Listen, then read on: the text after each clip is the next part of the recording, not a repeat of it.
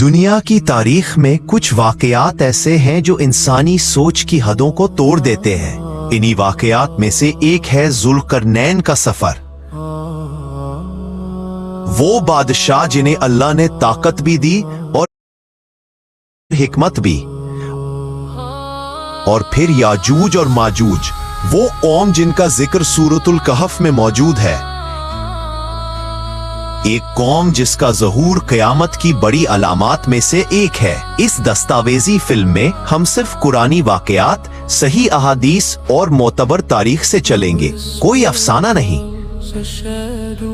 قرآن ذوالقرنین کو ایک عظیم بادشاہ کے طور پر پیش کرتا ہے۔ اللہ فرماتا ہے کہ ہم نے انہیں سبابوں تک پہنچ دیا، یعنی ذرائع، راستے، علم، حکمت، وہ تمام چیزیں جو دنیا کے کونے کونے تک سفر کرنے کے لیے ضروری ہے۔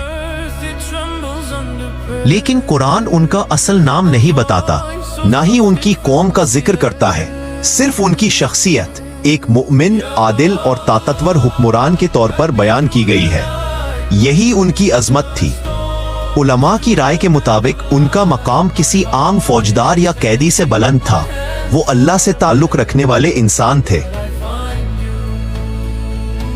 کیونکہ قرآن واضح طور پر فرماتا ہے ذوالقرنین ایک مومن بادشاہ تھا۔ قرآن بتاتا ہے کہ ذوالقرنین سب سے پہلے مغرب کی طرف روانہ ہوئے۔ وہ ایک ایسی جگہ پہنچے جہاں سورج انہیں ایسے غروب ہوتا نظر آیا جیسے کسی کیچڑ بھرے چشمے میں ڈوب رہا ہو۔ یاد رکھیں، قرآن نے سورج مثالاً کیچڑ میں ڈوبتا ہے نہیں کہا، بلکہ ذوالقرنین کی نظر سے منظر بیان کیا گیا۔ وہاں انہیں ایک قوم ملی جو بہت نافرمان اور شرک کرنے والی تھی۔ ذوالقرنین نے انہیں بتایا کہ اگر وہ ایسے ہی ظلم اور شرک میں رہیں گے تو انہیں ہم بھی سزا دیں گے، اور قیامت کے دن اللہ تعالیٰ بھی سزا دیں گے۔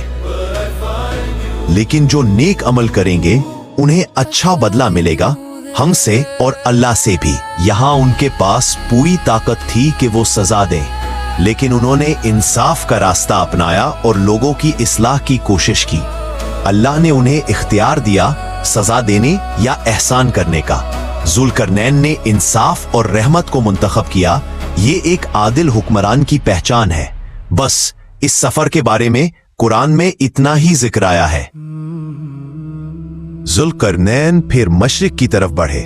وہاں انہیں ایک ایسی قوم ملی جس کے پاس سورج سے بچنے کا کوئی سایہ نہیں تھا، نہ دیواریں، نہ چھاؤں، نہ کوئی پردہ، یعنی وہ لوگ بالکل سادہ اور سیدھی زندگی گزارنے والے تھے۔ مفسرین کے مطابق یہ وہ جگہ تھی جہاں سورج 6 مہینے تک غروب نہیں ہوتا تھا، یا وہاں چھت بنانے کا تصور موجود نہیں تھا، اللہ بہتر جانتا ہے۔ ذوالقرنین نے ان کے ساتھ جنگ نہیں کی، نہ ہی ان پر حکومت کا بوجھ ڈالا، بلکہ انہیں ان کی حالت پر چھوڑ دیا۔ یاجوج ماجوج تک کا راستہ۔ یہ سفر سب سے سخت، سب سے پیچیدہ اور سب سے تحقیقی تھا۔ قرآن کے مطابق ذوالقرنین 2 پہاڑوں کے درمیان ایک تنگ وادی میں پہنچے۔ وہاں کے لوگ عجیب زبان بولتے تھے، دنیاوی ترقی سے دور لیکن دل کے صاف تھے۔ ان کے سردار ذوالقرنین کے پاس آئے اور کہا، یاجوج اور ماجوج ہمارے قریب رہتے ہیں،